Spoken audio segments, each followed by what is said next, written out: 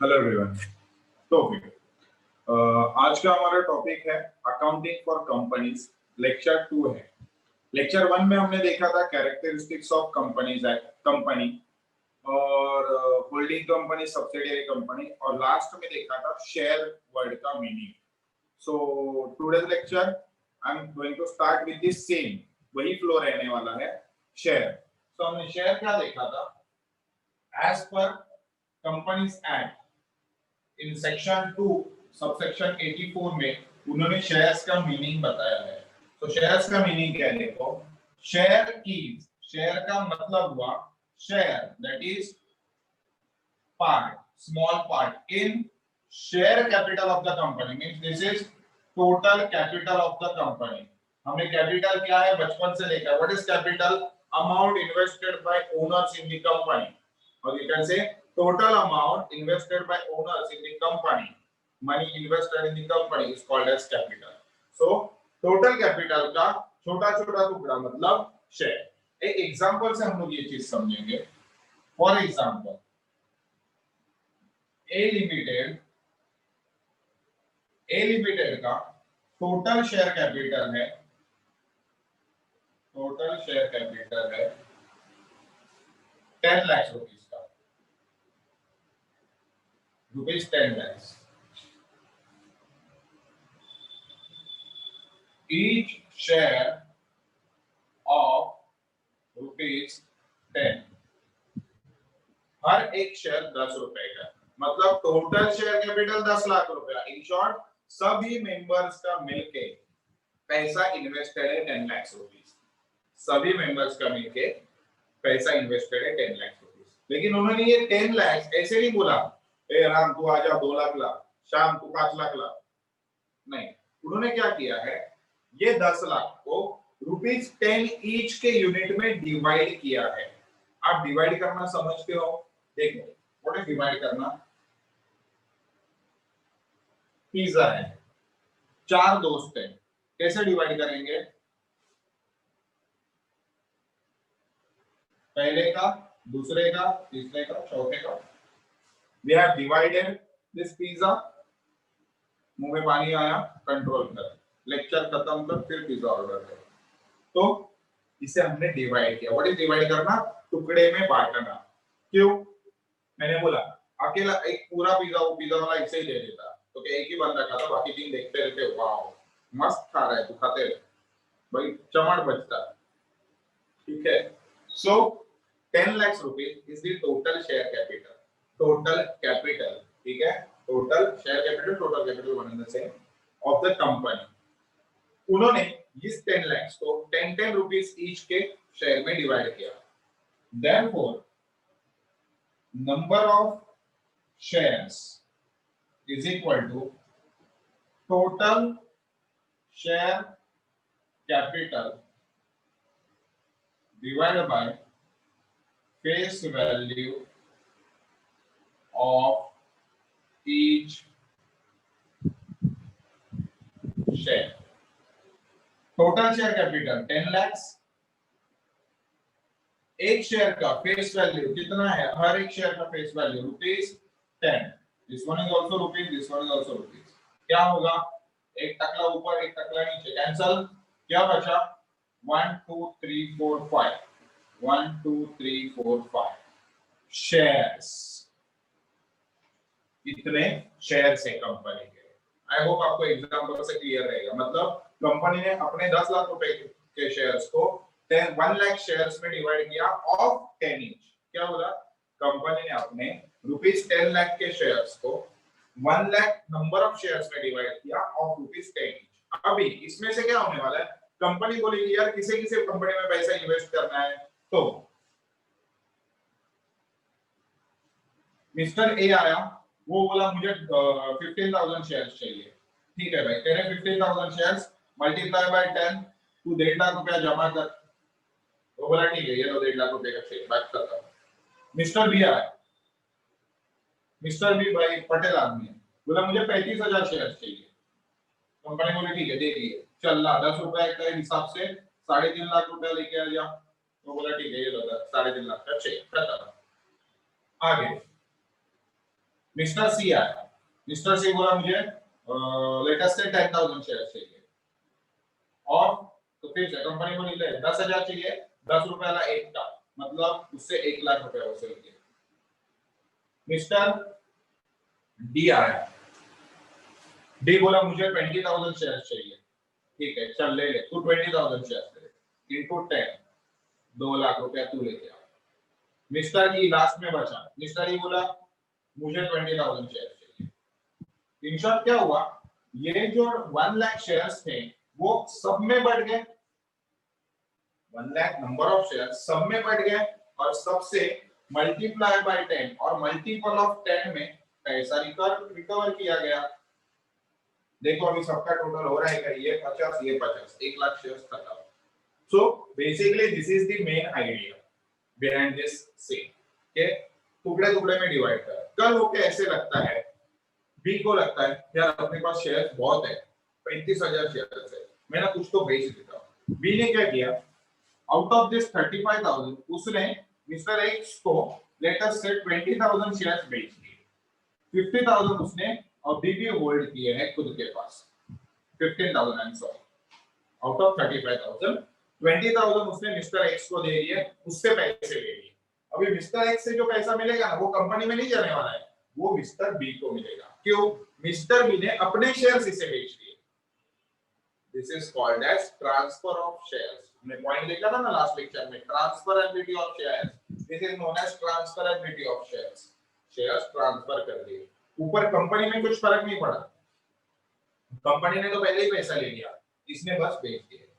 Mister D आया, बोलता है बस हो गया, बहुत टाइम के लिए शेयर्स रखे, अभी नहीं रखने, मैं बेच देता हूँ। मिस्टर डी ने मिस्टर पी को शेयर्स बेच दिए, तो मिस्टर पी से मिस्टर डी को पैसा मिलेगा। ऊपर कंपनी में पहुंचा पैसा नहीं पहुंचने वाला है, वो पहले ही पहुंच चुका है।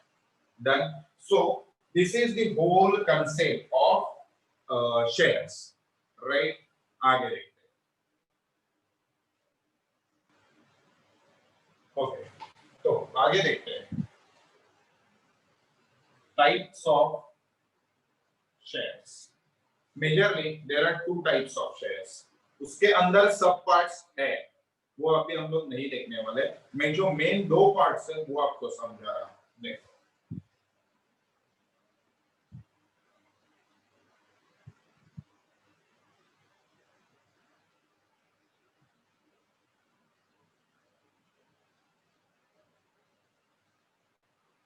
preference shares and equity shares, these are the main types.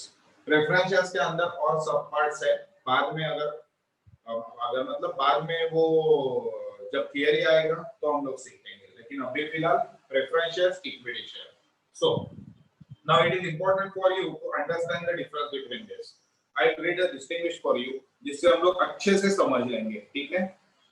First of all, preference shares are those shares that carry a preferential right as the payment of dividend and repayment of capital. Means right to receive dividend and repayment. Means ये shares वो होते हैं, ठीक है, okay, ये shares वो होते हैं जिन्हें फिक्स्ड डिविडेंड दिया जाता है every year. Now what is dividend, देखो जब हम बैंक में फिक्स्ड डिपॉजिट बनाते हैं दैट इज एफडी, ठीक है, सो फिक्स्ड डिपॉजिट्स पे हमें इंटरेस्ट मिलते रहता है, done every year, every half month जैसे रहे, एवरी हाफ ईयर जैसे रहेगा वैसे, लेकिन we will get interest on the fixed deposits. Similarly, when you invest money in the shares or any specific company, on that shares or on that ownership, you will get dividend. Dividend is nothing but part of profit. Company आपके पैसे पे business कर रही है, company every year कुछ ना कुछ profit बना रही है, उसमें से आपको डिविडेंड दिया जाता है। So, in case of preference shares, this dividend percentage is fixed. Company बहुत ज्यादा प्रॉफिट कमाए या कंपनी बहुत कम प्रॉफिट कमाए, preference shareholders have right to receive this much of dividend. और ऐसा नहीं है कि मिनिमम इतना डिविडेंड और मैक्सिमम कितना भी, नथिंग लाइक दैट। जितना फिक्स्ड डिविडेंड रहेगा उतना डिविडेंड प्रेफरेंस शेयर होल्डर्स को मिलना ही चाहिए। कंपनी को बहुत मस्त वाला डील मिल गया जिसमें कंपनी में बहुत मोटा प्रॉफिट बनाया, प्रेफरेंस शेयर होल्डर को ज्यादा नहीं देना है, जितना डिविडेंड नक्की हुआ है उतना ही डिविडेंड देना है। सो दे हैव राइट, उनका हक है to receive dividend and repayments. मतलब कंपनी को शेयर्स दे दिया, कंपनी को पैसा दे दिया शेयर होल्डर्स ने और उसके अगेंस्ट शेयर सर्टिफिकेट रिसीव हो। कल होके कंपनी वाइंड अप होती है या फिर इनका लाइफ खत्म होता है, there is a life of preference shares, so 15 और 20 इयर्स। सो वो लाइफ खत्म होने के बाद उनको पहले पैसा मिलना चाहिए, कुछ भी हो जाए। इक्विटी शेयर होल्डर्स का वैसा कुछ नहीं है, ठीक है। ये जो दो मेन फीचर्स है ना, यही फीचर्स इक्विटी के लिए एप्लीकेबल नहीं है। मीनिंग क्या हुआ, इक्विटी का डिविडेंड परसेंटेज फिक्स नहीं है। कंपनी ने बहुत मस्त प्रॉफिट कमाया, इनको बहुत मस्त डिविडेंड बांटा जाएगा। कंपनी ने बहुत कम प्रॉफिट कमाया, इनको चुन्नू मुन्नू डिविडेंड बांट के भगा देंगे। क्यों? They are the main owners, you can say, ठीक है। They are the risk takers, उन्होंने रिस्क लिया है अपना पैसा कंपनी में लगा के, तो उनके लिए डिविडेंड का क्राइटेरिया नहीं है, नो फिक्स डिविडेंड। और दूसरी बात, रीपेमेंट भी इनको कब होगा, जब प्रेफरेंस शेयर होल्डर्स को रीपेमेंट देके एक बात खत्म हो जाएगा, उसके बाद अगर कुछ पैसा बचा तो इक्विटी वालों को मिलेगा। I am talking about winding up का केस, मतलब कंपनी शट डाउन फॉर हमेशा के लिए, on permanent basis company got shut down. So वो केस में प्रेफरेंस शेयर्स को पहला पैसा दो, उसके बाद अगर कुछ बचता है तो इक्विटी को दो, राइट। सो इक्विटी का मीनिंग हुआ shares that are not preference shares are called equity shares. Not preference shares मतलब जिनको ये दो benefits नहीं है वो equity shares हो गए। I hope this was easy for you to understand. Next, returns. Fixed rate of dividend, no fixed rate of dividend. It is totally depends on profit. Totally profit पे depend करता है equity को कितना पैसा मिलेगा। They are the backbones of the company. Backbone बोला जाता है equity को। क्यों? भाई रिस्क टेकर है ना, उन्होंने बहुत बड़ा रिस्क लेके अपना पैसा डाला है कंपनी में। कल होके कंपनी डूब गया तो उनको वो तो जिंदगी से उड़ गए।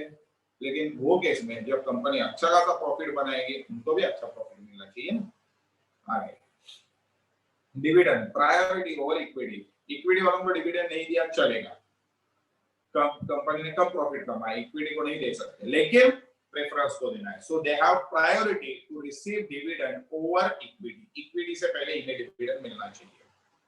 Next, repayment of capital paid before repayment of equity, equity को पैसा देने से पहले प्रेफरेंस शेयर्स को देना है, हमने देखा ये। Next, arrears of dividend generally accumulates unless specially said to be non-cumulative. सो मतलब क्या होता है, इन केस कंपनी के पास पैसा ही नहीं है देने के लिए, कहां से, ऐसे भी सिनेरियो आ सकता है ना जहां कंपनी टोटली लॉस में है, इनका जो डिविडेंड रहता है ना वो अक्यूमुलेट होता है, जमा होते जाता है एक साथ। क्यों? जब बाद में कंपनी जाके अच्छे से परफॉर्म करेगी, जो पूरा का पूरा इनका जमा हुआ पैसा है वो दे दो, एक साथ दे दो या टुकड़े में दे दो, it depends on their mutual understanding, लेकिन देना पड़ेगा। इक्विटी का वैसा नहीं है, कंपनी लॉस में गई वो साल इक्विटी को डिविडेंड नहीं देंगे और वो लोग कुछ बोल भी नहीं सकते। क्यों? उनका रोल ही वो है ना यार, कि उनको कुछ फिक्स डिविडेंड नहीं मिलने वाला है। They have right to receive fix dividend, if it is not received in current year उनका अक्यूमुलेट होगा जो फ्यूचर में मिलेगा। Next, voting rights, preference shareholders generally don't have any voting rights. They can vote only in the scenario if their rights or preferences got affected. मतलब उनके हक पे अगर कुछ चीज आती है, लाइक कंपनी ने बोला no dividend to preference shareholders, they can come together and vote against company or vote against decision, I can say. But in other cases, company को ये करना चाहिए कि नहीं करना चाहिए, they don't have right to open their mouth. They have to shut their mouth. क्यों? भाई तुम लोग को फिक्स मिल रहा है ना, मुंह बंद रखो। कल होके कंपनी नुकसान में गई, तुम लोग भुगतने वाले हो जी नहीं, तो तुम लोग क्यों बीच में बोल रहे हो? So you don't have any right. अगर तुम लोग कंपनी को सपोर्ट कर रहे हो तो बोलो, सपोर्ट करने वाले कौन है? ये backbone. They have right to talk in each and every decision of the company, but not preference shareholders.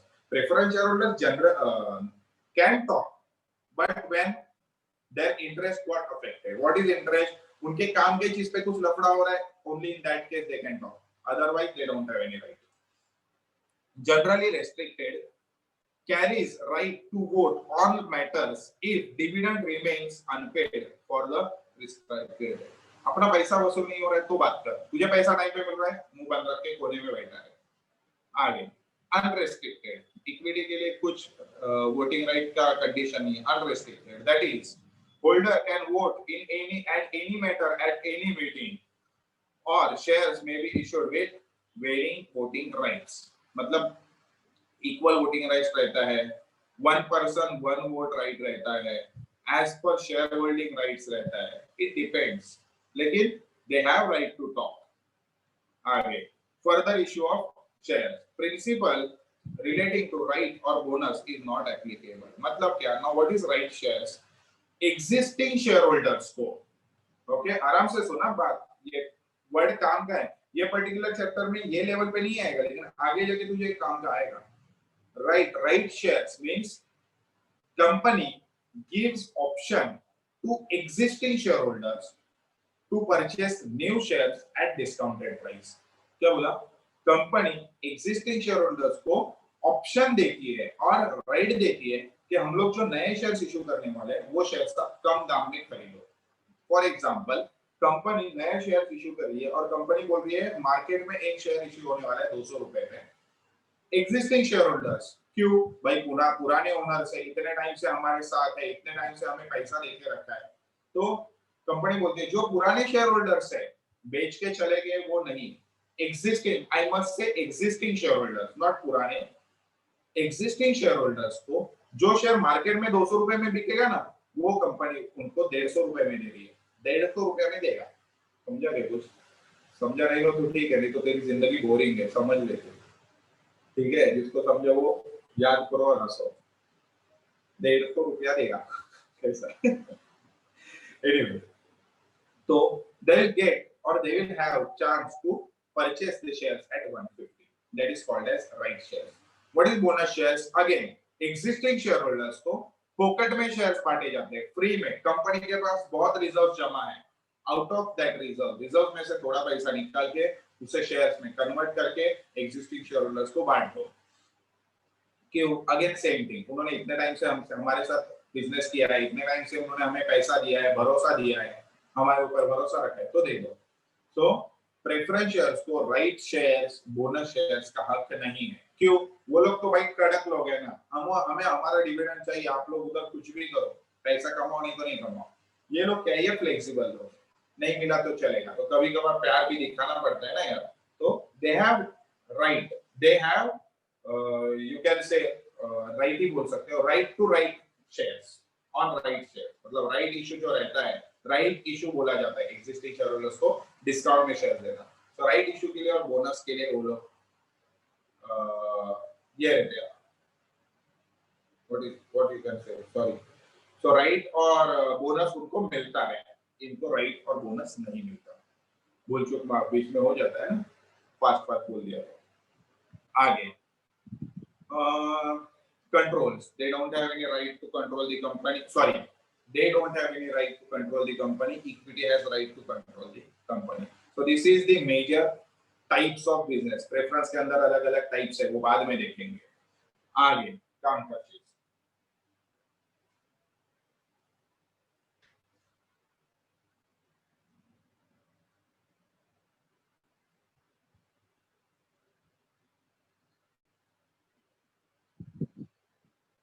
Different types of share capital.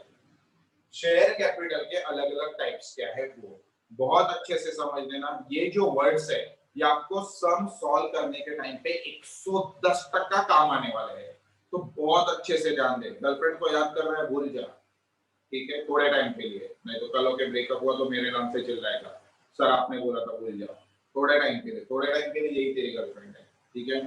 तो बहुत काम क्या, सम सॉल्व करने के टाइम पे ये सब वर्ड्स फ्रेजेस आपको काम आने वाले हैं 110%.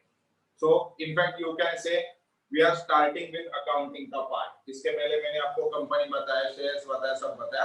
Now we are starting with accounting वाला part. So please pay attention, अच्छे से ध्यान देना।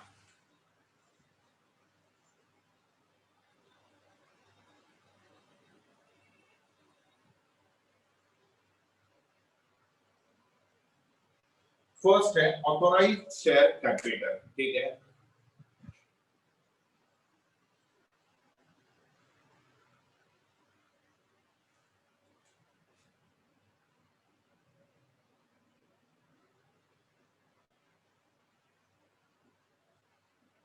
मीन्स अभी देखो कंपनी फॉर्म किया, तो कंपनी फॉर्म होने के बाद कंपनी अपने मन को चाहे उतना शेयर्स मार्केट में इशू नहीं कर सकती। There should be some restriction, no, कि कंपनी बना है, कंपनी बोला मैं 1000 करोड़ के शेयर्स इशू करेगा, अरे यार ऐसे थोड़ी ना होता है। So there should be some restrictions, condition.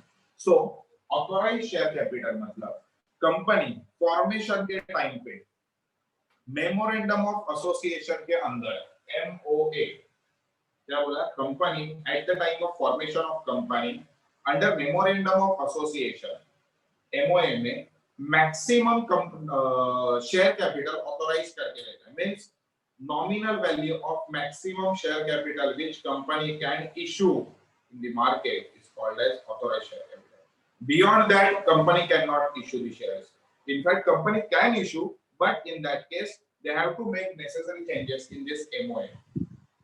Special resolution SR, special resolution pass करना पड़ता है to go beyond authorized share capital. Authorized share capital के ऊपर company shares issue नहीं कर सकती। Meaning पढ़ रहा हूँ देखो, it is the maximum amount of share capital which can be raised by the company. यही मैंने हिंदी में बोला, maximum amount, company can't go beyond this limit.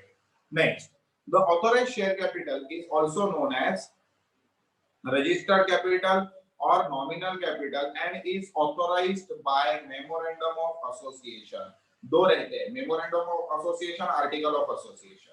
Memorandum में कंपनी फॉर्मेशन रिलेटेड सब इंफॉर्मेशन रहती है, आर्टिकल्स में कंपनी किसमें डील करेगी, क्या ऑपरेशंस रहेंगे, बाहर से क्या कांटेक्ट रहेंगे कंपनी के, लाइक कैसे प्रोडक्ट्स बेचेंगे, किसको बेचेंगे, ऐसे कुछ छोटी मोटी इंफॉर्मेशन आर्टिकल्स में रहती है। मेमोरेंडम बहुत काम का है, एमओए। तो आगे authorised capital is shown in the balance sheet at nominal value, ठीक है।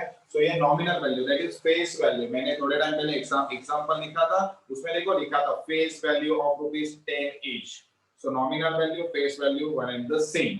तो face value authorised share capital दिखता है बैलेंस शीट लायबिलिटी साइड में दिखेगा, but it does not form part of your calculation. मतलब जो टोटल शेयर्स का टोटल लायबिलिटी साइड का जो टोटल बनेगा उसके अंदर, वो टोटल के अंदर ऑथोराइज्ड शेयर कैपिटल नहीं लेते। It is only for presentation purpose. ये अच्छे से ध्यान में रखना। कैसे देख, शॉर्ट में बता देता हूँ। फॉर एग्जाम्पल अपना शेड्यूल 1 है of share capital, company account, ये पार्ट तुम्हें सीखा नहीं है। This will be next level of chartered accountancy course. IPCC में तुम लोग को ये चैप्टर आएगा, that is final accounts of company. फिलहाल प्रेजेंटेशन के बता देता हूँ। देख, authorise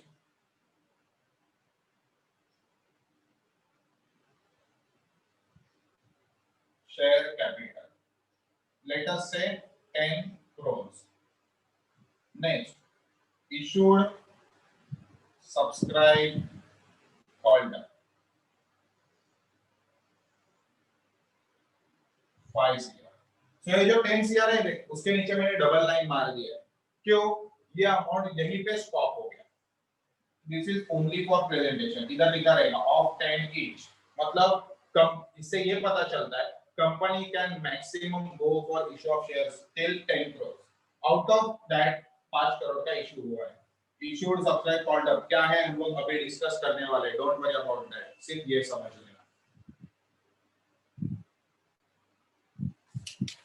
next, issued share capital।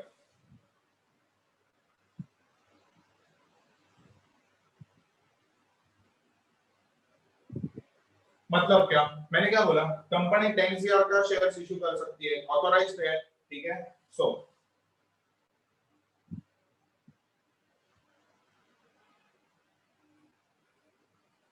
10 CR का मींस कंपनी ने खुद को एक लिमिट देके रखा है, टिल 10 CR, 10 करोड़ के अंदर हम लोग शेयर्स इशू कर सकते हैं। अब एक कंपनी को ऑप्शन है, उसमें से उसे कितना शेयर्स इशू करना है जब फॉर्मेशन होगा, कितना। कंपनी बोली इसे इसमें से हम लोग 6 करोड़ का शेयर्स इशू करेंगे। सो जो बीच में 4 सीआर है वो अनइश्यूड, बीच में जो 4 करोड़ है वो अनइश्यूड, वो इशू किया नहीं है। कंपनी चाहती है कि हम लोग शुरू में 6 करोड़ रुपया लेके अपना बिजनेस चालू करेंगे, तो कंपनी मार्केट में उतरेगी, बोलेगी ले लो 10 का दो 10 का दो, तो कंपनी बोलेगी ये लो प्रोस्पेक्टस, हमें 6 करोड़ रुपीस चाहिए, तो 6 करोड़ का इशूड शेयर कैपिटल। ऑलराइट, आगे सब्सक्राइब शेयर कैपिटल। अभी सब्सक्राइब का मीनिंग क्या हुआ? नॉट नेसेसरी कंपनी का जितना इशू करने का मूड है मार्केट में शेयर होल्डर्स उतने सब शेयर्स लेंगे, ऐसे होता नहीं, लेकिन मैं समझा रहा हूं समझाने के लिए।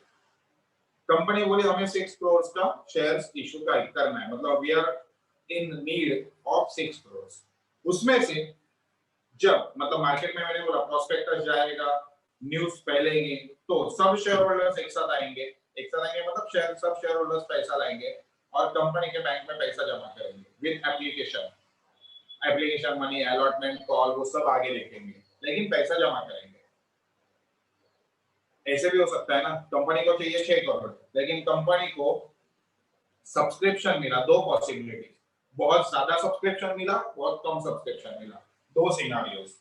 क्या बोला? Cases, case 1 case 2।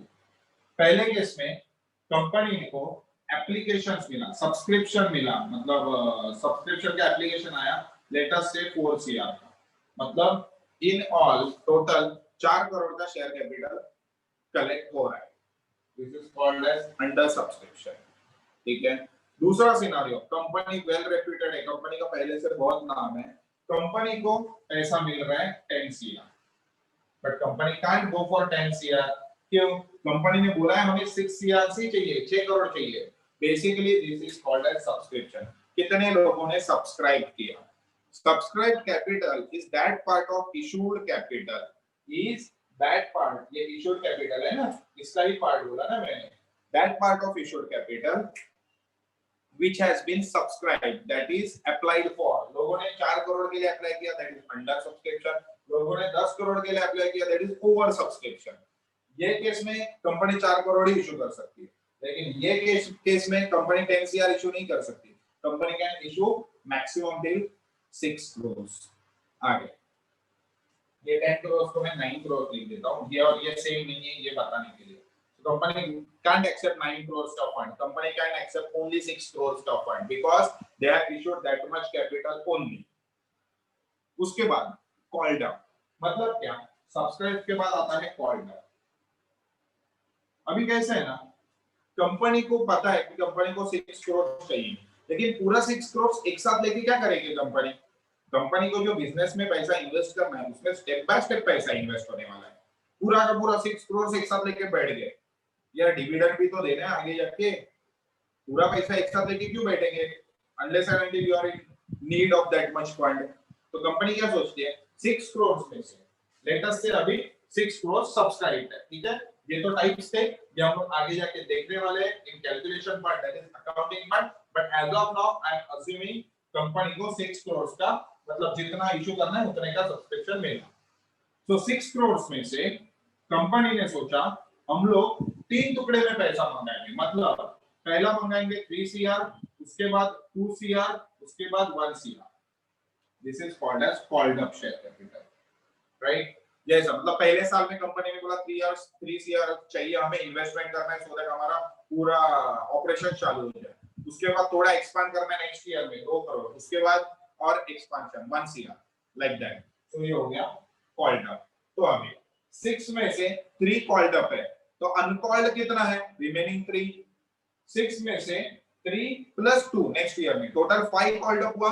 So remaining कितना है? अनकॉल्ड 1 सीआर, और लास्ट में फुल कॉल्ड अप। सो वो हो गया कॉल्ड अप। अभी उसमें से नेक्स्ट आता है पेड अप। मतलब क्या? कंपनी बोल रही है कि हमें 3 करोड़ चाहिए, लेकिन जरूरी नहीं ना सब शेयर होल्डर्स पैसा दे दे। अरे यार पूरे देश में लोग फैले हुए हैं, कंपनी ने बोला 3 करोड़ चाहिए, जरूरी नहीं सब लोग पैसा देंगे। किसी का कुछ जेन्युइन प्रॉब्लम रहा, कोई लॉस में चला गया, किसी के पास पैसा ही नहीं है, किसका भाई टिकट कट गया, तो कंपनी को कम पैसा मिलेगा, तो वो हो गया paid up capital. How much share holders has paid over here, share holders has applied. उन्होंने बोला है हमें चाहिए, उन्होंने पैसा लाके दिया नहीं है, चाहिए बोलने के बाद कंपनी ने बोला ठीक है हमें इतना पैसा दे दो। उसके बाद कोई डिफॉल्टर्स रहेंगे तो वो डिफॉल्टर्स पैसा नहीं देंगे, तो वो हो गया पेड अप। फिर लास्ट में है रिजर्व कैपिटल, मतलब पेड अप में से it is the portion, sorry, the company may decide by passing special resolution that certain portion of subscribed uncalled capital, uncalled कितना था 4 CR का, मैंने बोला ना called up 6 CR, so uncalled 4 CR का, so out of that uncalled capital company can keep aside certain amount for winding up। जब company सोचती है कल होके बिजनेस बंद हो गया तो अचानक से घाटे में जाएंगे तो क्या होगा, तो बेटर है थोड़ा पैसा रिजर्व में निकाल के रखो, थोड़ा कैपिटल रिजर्व में निकालो जो हम लोग बाद में यूज करेंगे, that is called as reserve capital. और यहाँ पे हमारा डिफरेंट टाइप्स ऑफ कैपिटल खत्म हुआ, मैं नाम यहाँ पे लिख रहा था तो मैंने यहाँ पे लिख दिया। सो आई होप आपने एंजॉय किया रहेगा, फिर से मिलते हैं नेक्स्ट लेक्चर में, बाय बाय।